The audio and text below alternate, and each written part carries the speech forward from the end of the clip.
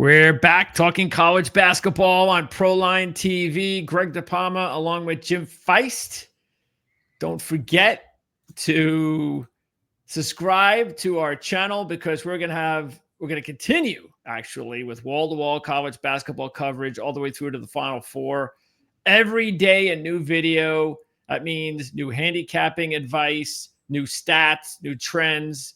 It's going to be a lot of fun, Jim. And it's only just begun because the first bid was given out last night. So we have a bunch of more bids to go. Many more to go. A lot. Yeah. 68 total, right? 68. So you've got a certain number of at-larges, and then the rest are automatic bids, which I think are in the 30s. So we have two more going today, and that's what we're talking about here on our show. We have the Missouri Valley and the Summit. Now, the Summit's at night. That's a 9 o'clock game, which has already been awarded to Omaha because they're playing a team that is ineligible for the big dance, St. Thomas. But before we get into that one, this game coming up in just a little while. We're recording this at 11:15, so obviously we're getting this video up as soon as possible. We'll only have a couple hours to go before the tip-off. But Drake is, at this point, you got to believe, 100% in the dance. Bradley, now that they're in the championship game, they have a case. But they obviously have the bigger need here, Jim. They got to make sure they win this because they don't want to be left up to the committee, or especially if they have a bad game. And if Drake somehow blows them out, then that's not a good sign for Bradley. So they really need to come with their A game. Drake has won 17 of 18. Bradley's won 8 out of 9. The key for Bradley, though, Jim, is they've got to get their three-point shooting going. They're the number one three-point shooting team in the nation, and they haven't looked it so far in this tournament. They've shot 23% from behind the arc against Murray State in round 1 and 31% in round 2 yesterday against Valpo in a very close matchup against the 11 seed Crusaders. They're very fortunate, Bradley, to get this far. So a big game coming up for Bradley. No question. And you know, what game you want to talk about first? I mean, we got this one, Bradley. Okay. Drake. Okay. Well, Drake's going to slow the ball down. You know, we know that. They're going to do everything. Yeah, the total's 118. I mean, how many times do you see totals that low? I mean, oh my God. But maybe back in Jimmy Chitwood's days. You think he's going to hit that shot again this year? I think I'd put some money on it. Yeah, I agree. Well, Bradley was 17-15 over the total this year, and Drake is 12-18 under the total this year.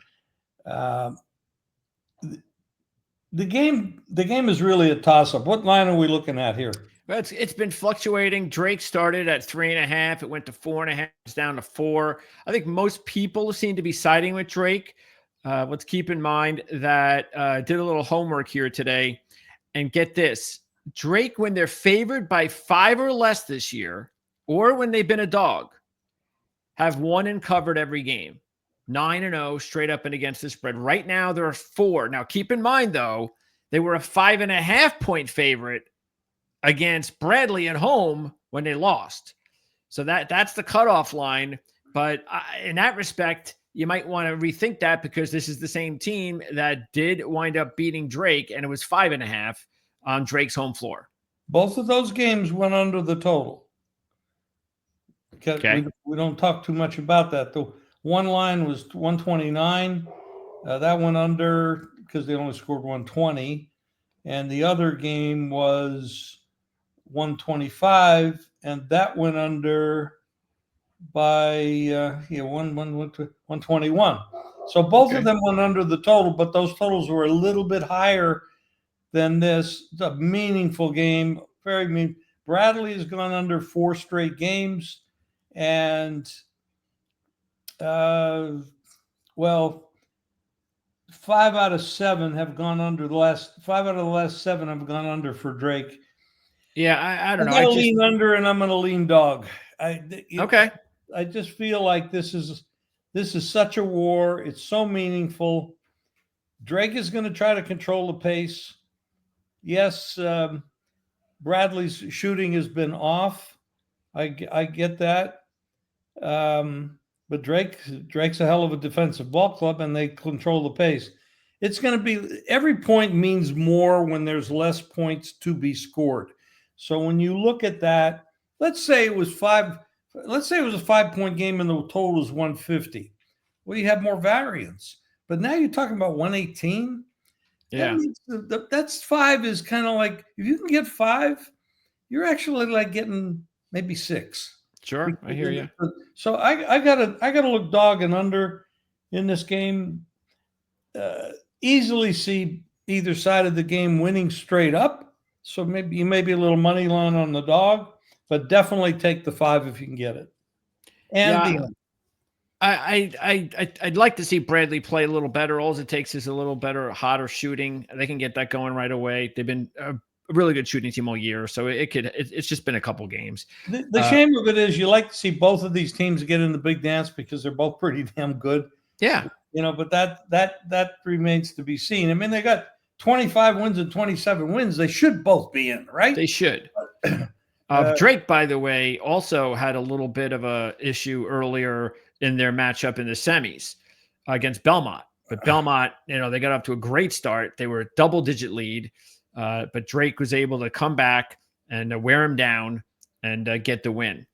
Okay, so then tonight, again, you got St. Thomas, pretty much the same number here. Both of these favorites are at 4, but the biggest difference is in the total because this one's at 149. And you might say, well, that seems a bit high. Well, remember, Omaha scored 100 points on their own yesterday against South Dakota. And we know St. Thomas is definitely capable of putting up big numbers as well. They put up 95 in their last matchup. Matter of fact, if you take a look of the 2 matchups that these 2 teams had this year, the first one was at almost 170 points, and the second one was almost 180 points. There's no reason in this game. There's zero pressure in this game. Yes. Omaha is already in, and somebody's got to explain. I mean, I don't understand the full rule, but I know that St. Thomas is a transfer in, and they're excluded from going to the big dance. Well, the reason is they were a Division III team making the leap to Division I, which, by the way, I don't think it's ever happened before. But the reason is that it's about, they have to meet certain criteria for a whole bunch of things. Like you need to appear, you have to put your ducks in a row as an organization, as a college, as a university for Division I standards. And so they keep checking on them to make sure, have you say, whether it's attendance or whether it's your filing system or your books have to be in, so it's all technical stuff that I don't want to bore our audience with, but the fact is they have to meet all that criteria. And by the way, they're going to be eligible for what I understand next year. They've already so some teams have to wait 2, 3, 4 years. So they've already sped up the process. And I believe if they meet all the criteria, they're going to be available to go dancing next year. In my opinion, this game is all St. Thomas. I have to admit, I have been wrong before. It probably will be again.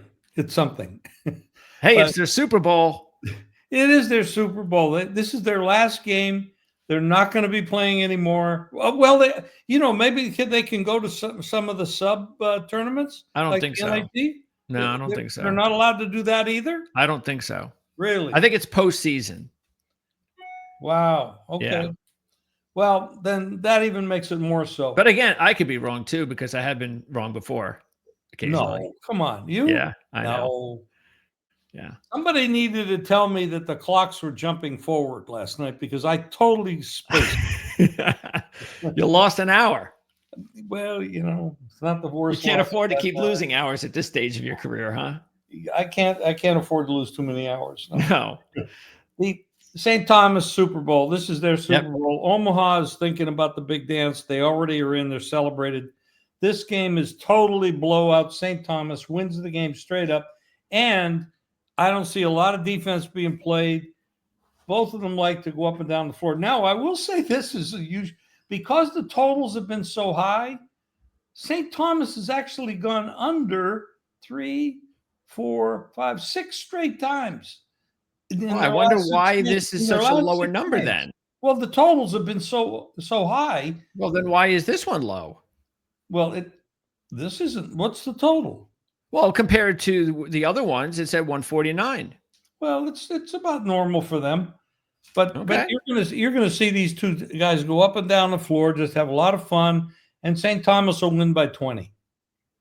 All right. Well, I hope so. It sounds like the way to go to me. I mean, the over really sounds good. So, and does anybody even know where St. Thomas is from? I do. Okay, let's go ahead and educate our audience. They're from Minnesota. There you go. You mean they're not from like one of those islands? Yeah, like St. Thomas. People would think that they're from like an island or something. This is not from them. This is not them. Yeah. But this is a St. Thomas play all the way. Their Super Bowl final game, whether they can go to the NIT or any of that's insignificant. They can't go to the dance. Nope. But the other side of it is Omaha's already celebrated. That's it.